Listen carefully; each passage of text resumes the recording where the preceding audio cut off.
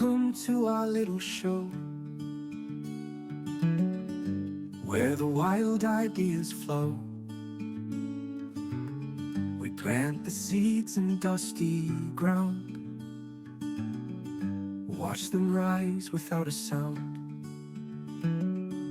Marketing dreams, tech extremes, AI's the spark behind the beams. Tales from the dirt road, where the whispers turn bold. Stories twist and stories grow. Where will our story go? Welcome again, ladies and gentlemen, sports fans of all seasons. It is time you've joined Liz Hirsch and myself, Tony Van, here with the Tales from the Dirt Road podcast. Officially what episode number is this? Episode 2. Episode 2.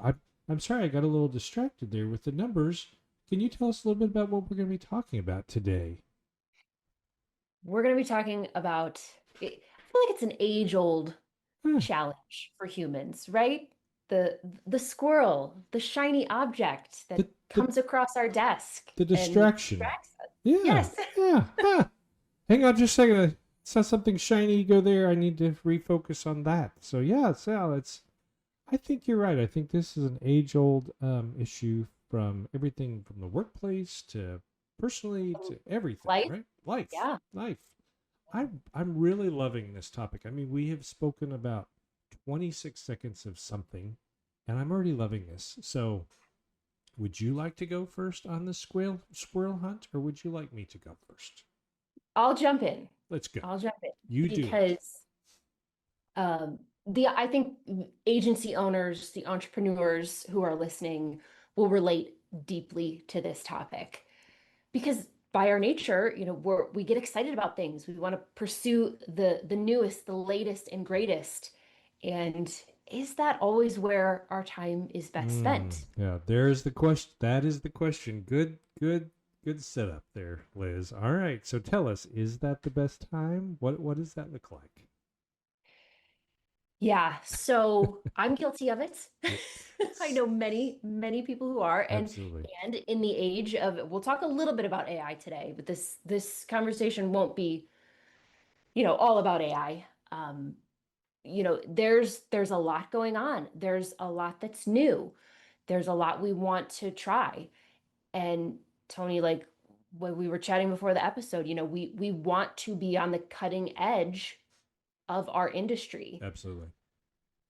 But how do we do that while still staying, within our wheelhouse, right, within our area of expertise and our zone of genius, so that way we can provide the most value. Agreed. And I think that's I would kind of throw this out as a little bit of a rolling theme here, that the squirrelism, the hunt itself, is actually based on the fact that we are trying to find the next best thing, lack of a better term. And so even though we might have some really great, pieces of nuggets of nuts, lack of a better term, I'm trying to use the analogy here with the squirrel, but, we have this bailiwick of things that we do very well. And candidly, we're always worried that, can someone do that better? Or is there something better around the corner? I mean, the grass is only greener, whatever that looks like, right? And I think that, especially as you mentioned, being an entrepreneur or even a marketer, you're always looking for that competitive advantage. And I think that sometimes comes from within us, just our personalities, but I also think that comes from what we do, the campaigns that we run, the clients that we're trying to please, the folks that we'd like to have as clients. You always want to have that, I kind of joke about, but that next acrylic award or that next thing to be known about. And sometimes we just get lost along the way, whether it's technology or if it's focus. And so I think that's one of the things that, and I've gone a long way with my podcasting philosophy here, but I think that's the kind of popcorn microwave society that we're in, and we're forced to be there. Do you feel the same way? I do. And I'll add maybe another layer to that. Shifting consumer behavior drives some of that as well. For sure. What is the latest tool? Where, are you targeting Gen Z? Yeah. Where are they going for information now? That's very different than if you're targeting a millennial or a boomer and trying to be on the forefront of those trends. Yeah. Yeah. And you That's where can we live. fall short. I mean, that's once again kind of in prepping. We spoke about the tools, lack of a better term, that we always reach out, and I can still, to this day, I still use a core set of tools. Your website, social, e-newsletters, blah blah blah. But you're always looking for that kind of, well, what's that next tool? And sometimes you go very right, and sometimes you can go very very wrong. So, Yes. um, I don't know if you want to share first. Or I have a little bit of a story, but if you want to go first, and then I'll share some things that happened well and some things that did go very wrong.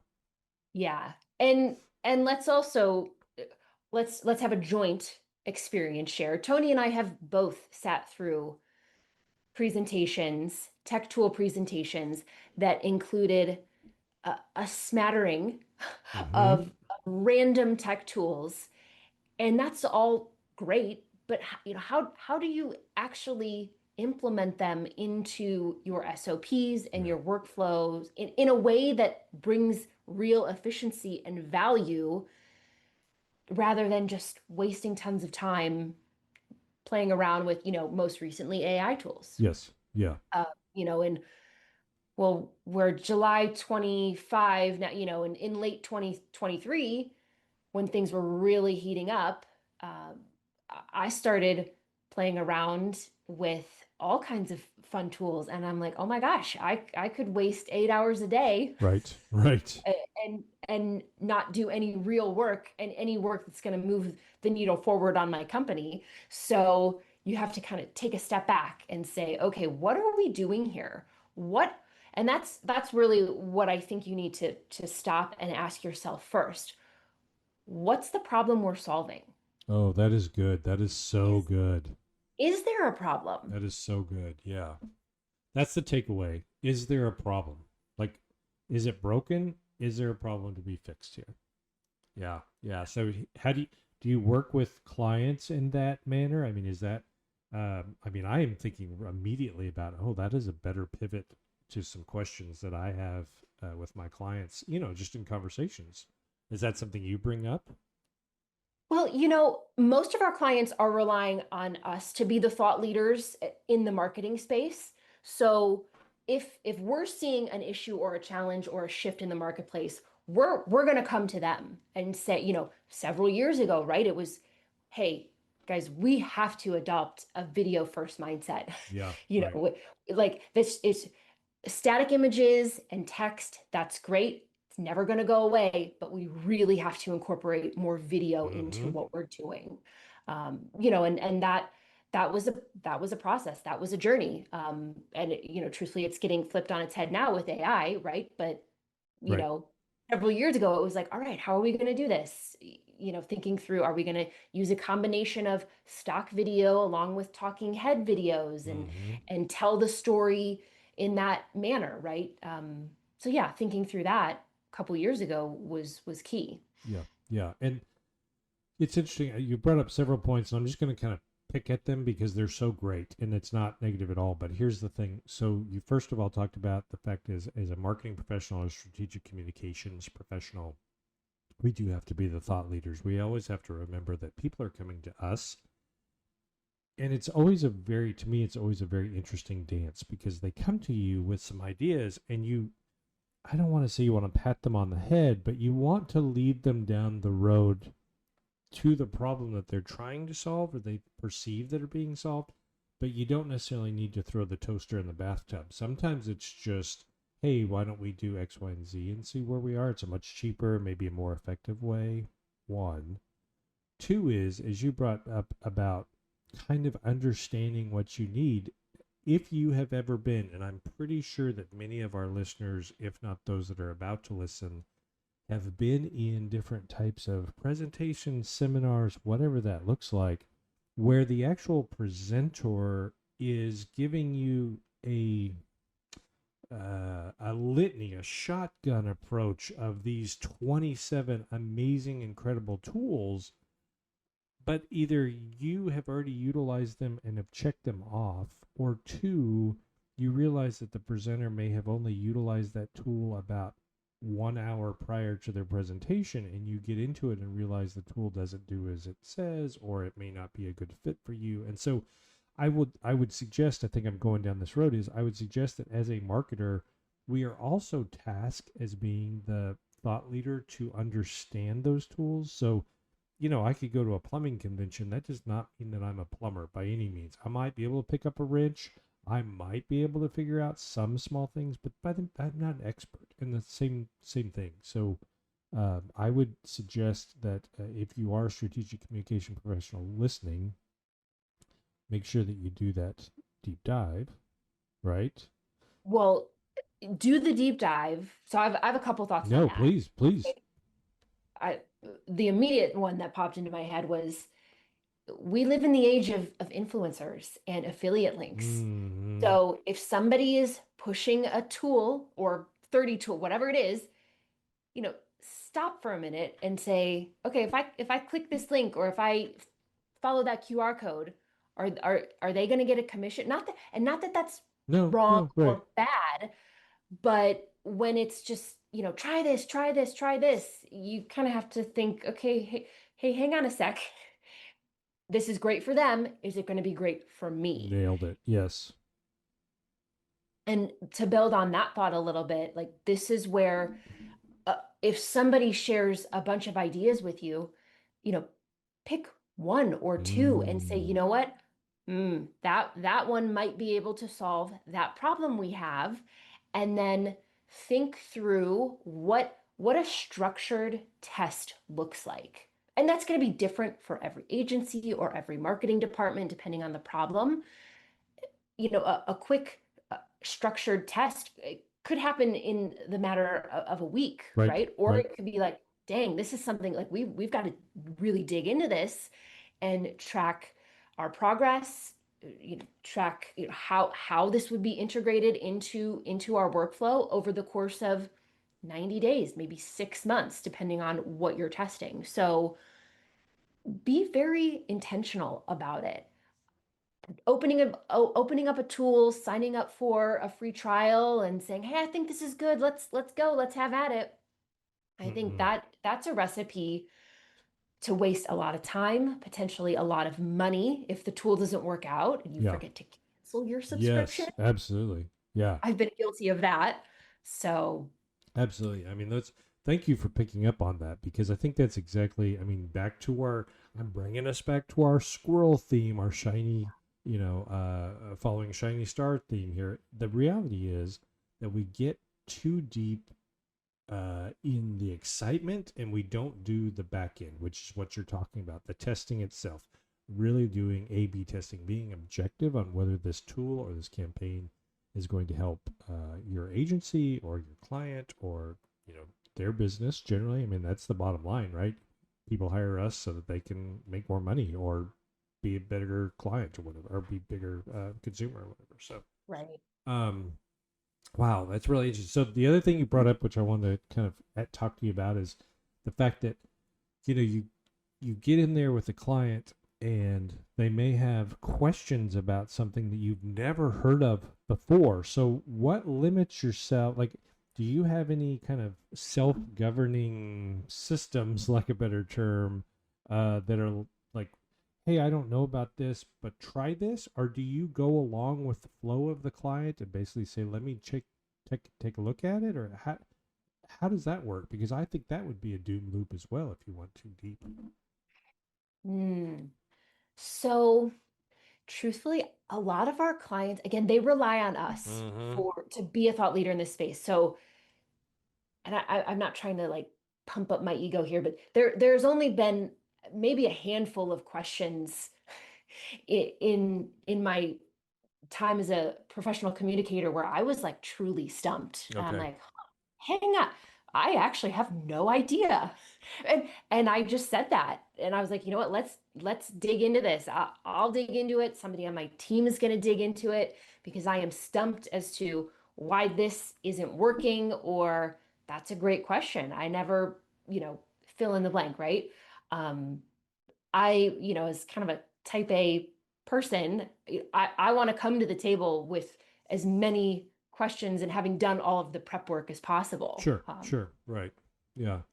So it sounds like, and I have amazing clients, so I don't want to, but I get a lot of rando stuff. I mean, the last thing uh, the client will go nameless, but I got an email about a link to something called Sales Ape. Are you familiar with this thing at all?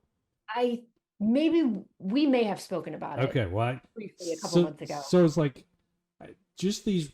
I candidly think that my clients basically fish LinkedIn or wherever they're hanging out, and they get these very random, ads that they just are dropped in their feeds wherever they are, and then they Sure. grab them and they're like, "Hey, have you ever heard of Billy Bob's Sunset Advertising Agency? We should totally use them." And I'm like, I don't, who are these people? And that's what and it's not just people, but it's like the tech. Like, okay, well, we're interested in a virtual assistant. Cool. I have a name of three great ones. Well, have you ever heard of this offshore Russian propaganda group? Because they're only 3 cents for every hour. I'm like, well, no, I've never heard of those people, but I can give you back these three that I have worked with. I mean, Right. That are vetted and will do a good job. Yeah. right. And I think that oftentimes, that's why I ask about the self-governing, is because that oftentimes, whether I like it or not,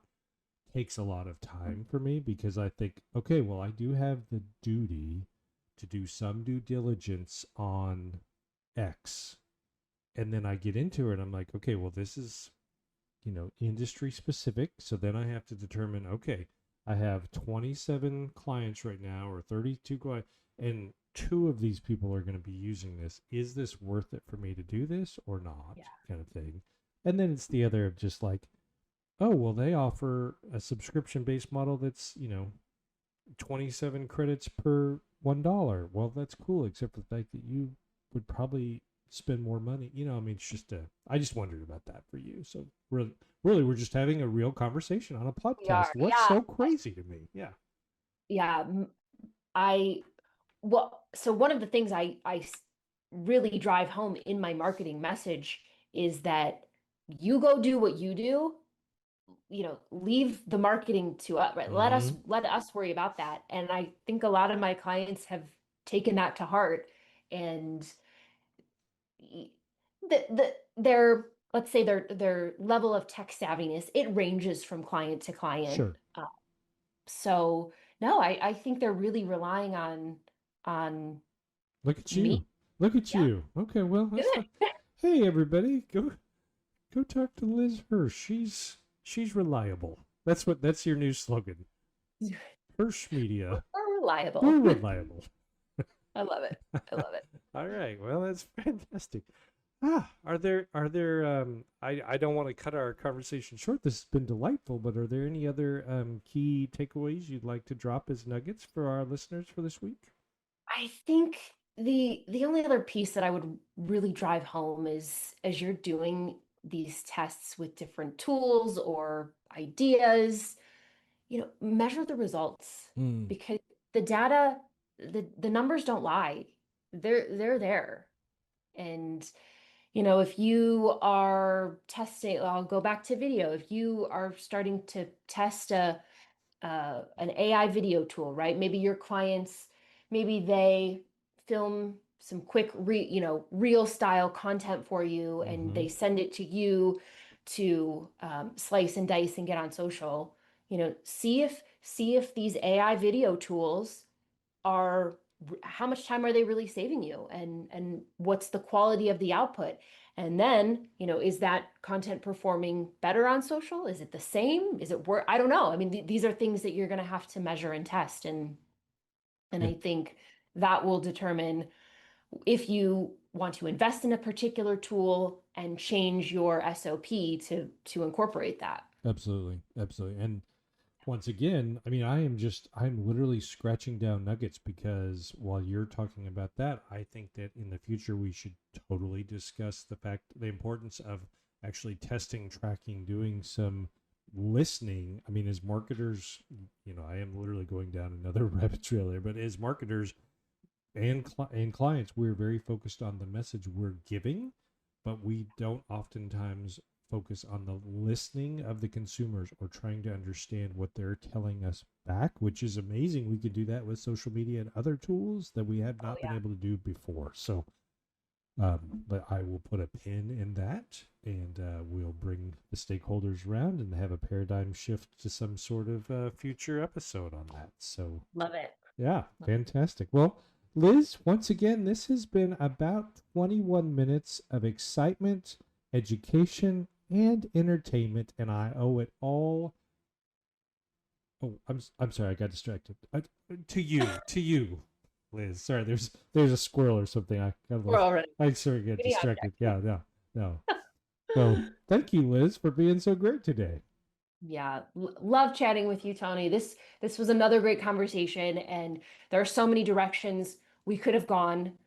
Lots of ideas for future episodes that we'll dig into in time. Absolutely, absolutely. So since we're brand new and this is only our second episode, I am going to do a little plug, and that is please go subscribe to our podcast. If you're a first time listener, we're available on all of the major streaming podcasting locations, the channels. So Amazon, Apple, Liz, help me out. Google, I'm trying to think of every place. Spotify. Spotify, those are the big ones. Those are the main ones. iHeart. I mean, I don't know what, find us. We're out there. Just Google Tales from the Dirt Road, Google Liz, Google me. Go to our website at dirtroadpr.com/podcast. And Liz, would you like to sign us off for today? Absolutely. Thanks for hanging out with us, and we will see you on the next episode. See you next week. Stories twist and stories grow. Where will our story go? Will it bend like a willow, roar like a stream? Will it build from gravel paths to starlit skies? We chase the sparks with open eyes. The future hums in the air tonight. Every step feels like first light. Will it bend like a willow or roar like a stream? Will it build a new world, just a dream?